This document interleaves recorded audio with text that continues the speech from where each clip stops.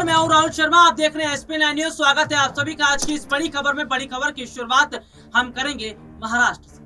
दरअसल महाराष्ट्र में शिवसेना की तरफ से एक बड़ी बैठक बुलाई जा रही है। ये बैठक है राष्ट्रपति चुनाव को। अपने दर्शकों को बता दें 18 जुलाई को राष्ट्रपति का चुनाव होने वाला है और चुनाव से पहले ये देखा जा रहा है कि उद्धव ठाकरे ने जो बैठक बुलाई है, इस बैठक के क्या मायने निकाले जाए और उद्धव ठाकरे का समर्थन किसको रहे, द्रौपदी मुर्मू या यशवंत सिन्हा।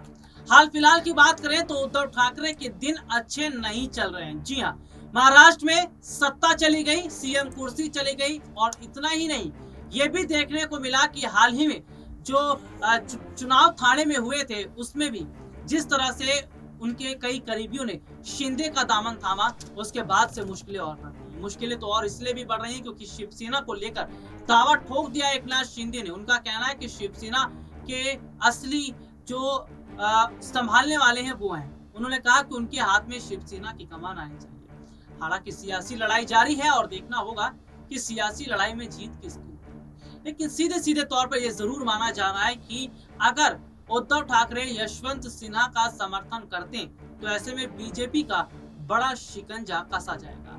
अगर बीजेपी शिकंजा कसती है तो उद्धव ठाकरे की नींद जरूर उड़ती नजर आएगी।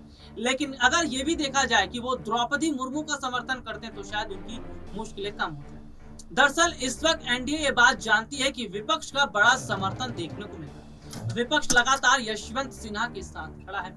विपक्ष का यशवंत सिन्हा के साथ खड़ा रहना ये सीधे तौर पर कहीं ना कहीं बता रहा है कि विपक्ष ये बात जानता है कि यशवंत सिन्हा को जितना ज्यादा समर्थन दिया जाएगा, जितना ज्यादा उन्हें वोट किया जाएगा, ये बहुत बड़ी बात है। हालांकि यशवंत सिन्हा भी हाल ही में श्रीनगर पहुंचे थे, जहां पर फारूक अब्दुल्ला और महबूबा मुफ्ती से मुलाकात की, जिसके बाद उन्होंने श्रीनगर के मुद्दे पर बात की। ऐसे में देखा जा रहा है कि एक और जहां द्रौपदी मुर्मू लगातार विपक्षियों से समर्थन मांग रही, तो वहीं दूसरी तरफ हम ये भी देख रहे हैं कि यशवंत सिन्हा भी लगातार विपक्ष को अपने साथ जोड़ने का काम कर रहे हैं। और फिलहाल विपक्ष का एकजुट देखकर ये जरूर माना जा रहा है कि यशवंत सिन्हा की बहुत बड़ी जीत होना तय है। तो क्या वाकई राष्ट्रपति चुनाव में विपक्ष की बहुत बड़ी जीत होनी तय है?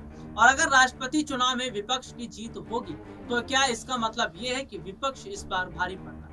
दरअसल राष्ट्रपति चुनाव की अगर बात करें तो चुनावी मैदान में यशवंत सिन्हा के उतरने से द्रौपदी मुर्मू जरूर डरी हुई, क्योंकि भाई प्रतिद्वंदी बहुत टक्कर वाले हैं। पूर्व केंद्रीय मंत्री यशवंत सिन्हा रह चुके हैं और सीधे सीधे तौर पर हमने देखा है कि उन्हें डरा भी नहीं सकते, धमका भी नहीं सकते। तो कहीं ना कहीं आज जो स्थिति बनी है वो ये है कि यशवंत सिन्हा द्रौपदी मुर्मू को कड़ी टक्कर दे रहे हैं और शायद इस कड़ी टक्कर को देखकर ही द्रौपदी मुर्मू के पसीने छूट रहे हैं। आज के लिए इतना ही। आपसे फिर दोबारा मुलाकात होगी, तब तक ले जा दीजिए।